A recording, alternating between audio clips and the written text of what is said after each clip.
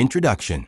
In this lab, we learned how to use a multimeter to measure the capacitance of a parallel plate capacitor and explored the factors that affect those measurements. The main goal was to understand how the distance between the plates and the type of material placed between them changed the capacitance. We also focused on learning how to calculate percent error and identify possible sources of error in our measurements. At the start of the experiment, we found the area of the capacitor plates and determined the systematic error of our multimeter. This error stayed constant throughout the lab, so we subtracted it from each of our measurements to make our results more accurate. Using those corrected values, we calculated the theoretical capacitance at different plate separations with the formula C equals EOA/D. Comparing the theoretical and experimental values helped us find the percent error and think about what could have caused any differences, such as small mistakes in measuring distance or limits in the multimeter's precision. After that, we tested several dielectric materials to see how each one changed the capacitance and used our data to calculate their dielectric constants.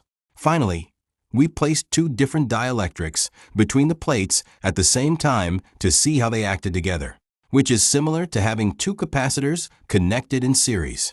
Overall, this lab helped us better understand how capacitance works, how dielectrics affect it, and how important it is to account for systematic and random errors when taking real experimental measurements.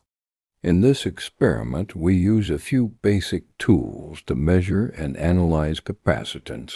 First, we have an adjustable parallel plate capacitor that lets us change the distance between the plates. Next, a multimeter set to capacitance mode is used to record all readings. We connect the plates to the meter using banana plug test leads, keeping them still to avoid extra capacitance. A ruler is used to measure the area of the plates accurately. We also use several dielectric materials, such as cardboard, plastic, and board, to see how each affects capacitance. Finally, we use a calculator or spreadsheet to process data, find theoretical values, and calculate percent error. The first step is to measure the physical dimensions of the capacitor plates. We use a ruler to measure the diameter, then calculate the area of one plate. Remains the same throughout the experiment and will be used in all theoretical calculations. Next, we determine the systematic error of the multimeter. We connect the multimeter leads to the plates and separate them as far as possible so that the capacitance between them is minimal. The small reading shown on the meter represents the internal or background capacitance of the meter and cables. This value is subtracted from all later measurements to obtain corrected capacitance readings. After finding the systematic error, we measure the capacitance of the plates at different separations with only air between them. At each distance, the multimeter reading is recorded, corrected by subtracting the systematic error, and then compared with the theoretical value predicted by the parallel plate formula. This allows us to analyze how capacitance changes as the distance between the plates increases. Once all air measurements are collected, we show how one of the data points is processed. The theoretical capacitance is calculated using the plate area and separation distance, and then compared to the corrected experimental result to determine the percent error.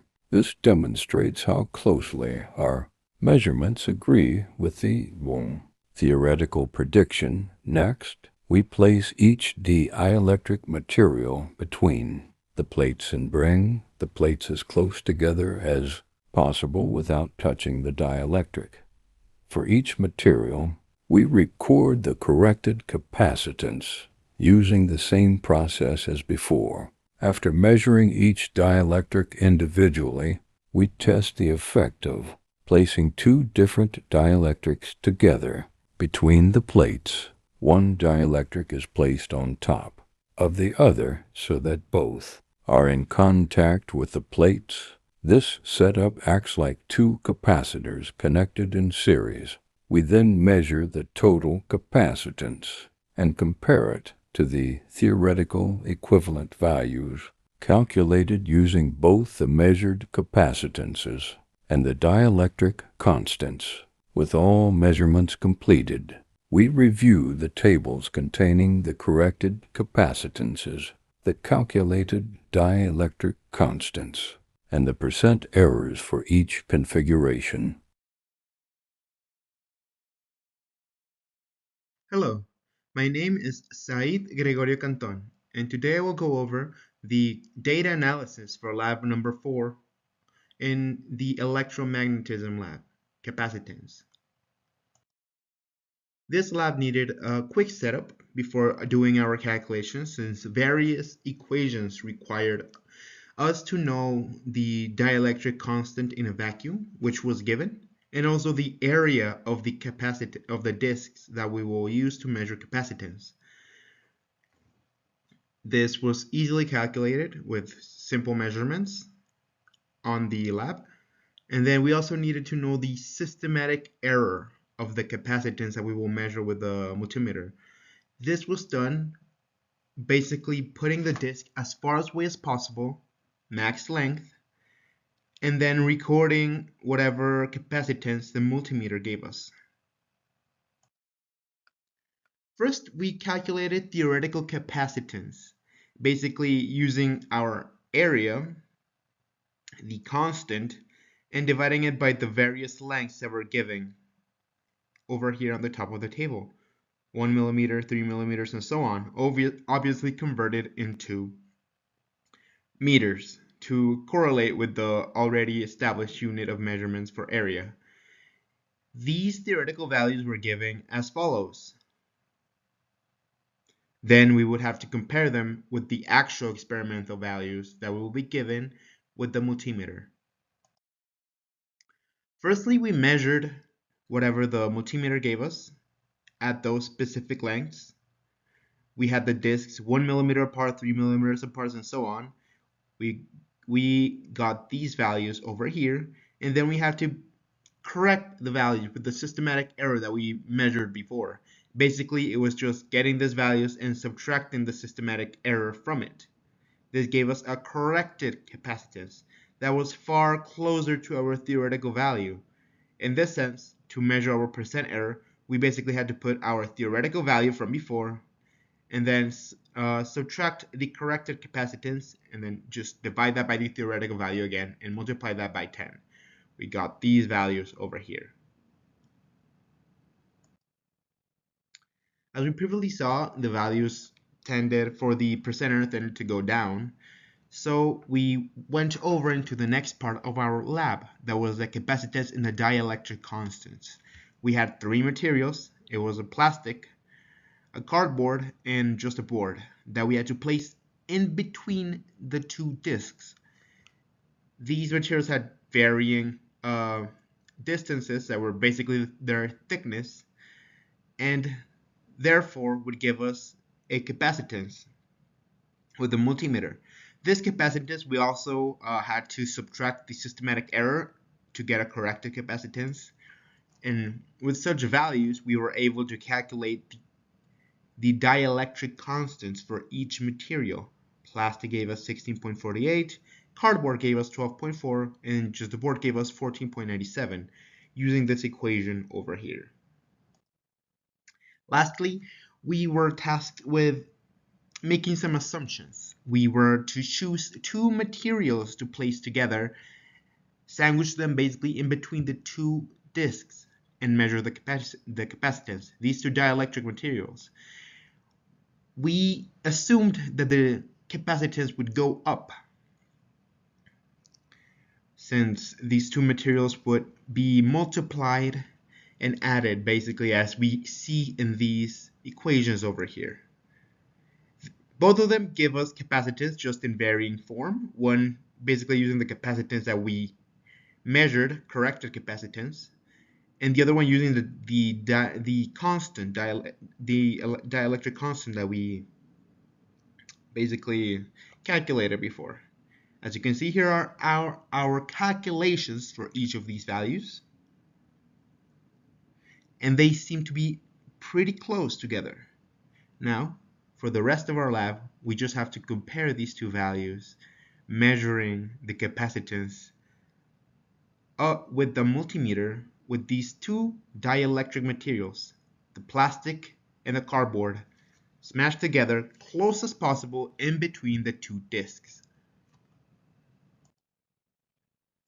We were giving these values over here. The experimental value, obviously corrected with this, subtracting the systematic error, gave us 39.5 times 10 to the power of negative 12 farads. This, when compared with the theoretical value Ca, the one using capacitance, and the theoretical value Cb, the one using constants, gave us the same percent error, 17%. These values are extremely close together, so it was no surprise that they were pretty close.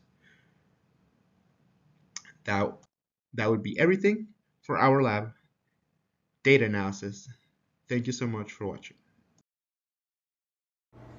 In this lab number 4 of capacitance, we learned how to use a multimeter to measure the capacitance of a parallel plate capacitor and explore how changing the distance between plates and adding different dielectric materials affects capacitance. We also practice calculating and analyzing percentage errors in our measurements to better understand the accuracy and limitations of experimental data. Our results showed that the distance between the plates increased. The measured capacitance decreased, which is consistent with the theoretical equation capacitance equals epsilon 0 times the area divided by the distance between the plates. The dielectric materials were introduced between the plates, in our case plastic and cardboard. The capacitance increased in proportion to each material's dielectric constant K. This confirmed the theoretical prediction that dielectric increases a capacitor's ability to store charge. When two dielectrics were combined, of plastic and cardboard, the equivalent capacitance behaved as expected for capacitors in series, being smaller than either individual capacitance alone. While our experimental results followed the expected trends, there were measurable percentage errors between theoretical and experimental capacitance values, ranging from 25.6% to 2% for the plate separation and around 17% for the dielectric materials. These errors likely arose from the systematic error in the multimeter, imperfect plate alignments, air gaps, or even dielectric placement, and environmental factors such as humidity. But we still hit our lab goals of below 30% and our personal team goal of below 20%. Overall, the lab successfully demonstrated the relationships between plate separation, dielectric properties, and capacitance. It also reinforces the importance of accounting for systematic and random errors when comparing experimental results to theoretical predictions. Credits: Introduction, Geomaterials, Mark Procedure, Pedro Data Analysis, Seath Conclusion, Aaron.